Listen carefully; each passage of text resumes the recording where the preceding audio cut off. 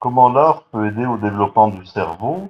Euh, Ça a été très étudié avec la musique, parce que avec la musique, on a montré déjà que dans l'utérus, à 16 semaines, un fœtus, quand il entend du Mozart, ça a été fait avec du Mozart, il ouvre la bouche. Vous voyez, donc il entend du Mozart, il se met à ouvrir la bouche, c'est exceptionnel, des images d'échographie incroyables.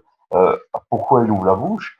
On a l'impression qu'il a envie de chanter. Bon, ça peut remonter même avant, puisqu'on a montré, c'est l'Institut Marquès à Barcelone qui a montré ça.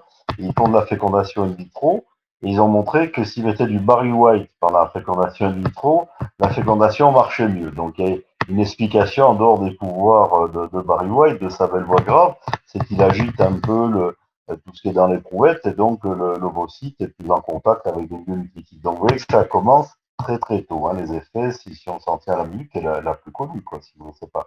Donc après, euh, si on reste dans la musique va nous servir à tout. Le bébé, il chante avant de parler, vous voyez, donc il gazouille, il chante, et puis quand il écoute parler autour de lui, il va déjà entendre une musique qui va segmenter, il va repérer des morceaux de mélodie, et puis petit à petit, ces morceaux de mélodie vont prendre du sens, parce qu'il va les entendre tout doucement. Donc il est musicien, il chante, il écoute de la musique, avant de commencer à parler, à comprendre le sens des choses. Et donc avec la musique, ça commence très très tôt.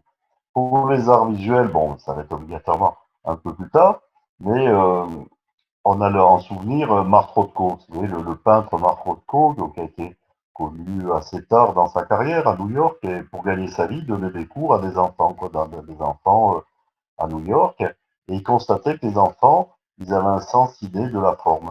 Donc il leur apprenait les couleurs. Il était stupéfait de voir comment les enfants savaient déjà placer une forme, comment ils l'utilisaient. Ça lui a servi dans sa carrière. Il s'est servi de ce que les enfants lui ont appris pour après développer ses tableaux. Donc là, on va avoir deux effets sur notre cerveau. D'un côté, elle va le sculpter. Bon, c'est sculpter, c'est un mot un peu fort parce que le cerveau, c'est quand même mou. Donc, elle va plutôt le pétrir. Elle va créer de nouvelles connexions de neurones qui vont le rendre capable de faire plus de choses. Et donc, ça, c'est le côté sculpture. Et d'un autre côté, elle va le caresser, puisqu'on a deux cerveaux. On en a un qui nous permet d'agir sur le monde en fonction des informations qu'on reçoit, et une deuxième partie dans notre cerveau qui nous permet d'être heureux, tout simplement, d'être en vie. Donc, il caresse cette partie du cerveau qui s'appelle le système du plaisir et de la récompense, qui va stimuler, qui va secréter plein de belles hormones, comme la dopamine, qui nous donne envie de vivre, qui est impliquée dans le mouvement, mais qui nous donne aussi de la joie, d'autres neuromédiateurs qu'on trouve dans tous les antidépresseurs, de la morphine, vous voyez, l'œuvre d'art va vous faire sécréter une morphine endogène qui va vous faire du bien, si vous voulez. Pas... Et puis aussi de l'ocytocine, l'hormone de l'attachement. Donc, on peut se retrouver attaché à une œuvre d'art, ça va nous aider. Et notre cerveau, surtout, que ce soit, ça a été bien démontré pour l'art visuel il y a longtemps, et plus récemment pour la musique, notre cerveau, quand il est face à une œuvre d'art, il se comporte comme s'il était face à une entité biologique. Vous voyez, il n'est pas devant un objet, devant un artefact. Vous êtes devant la Joconde, votre cerveau fonctionne comme si vous étiez devant Mona Lisa, vous êtes en train de discuter avec Mona Lisa. C'est plus un tableau, c'est une femme avec qui vous discutez.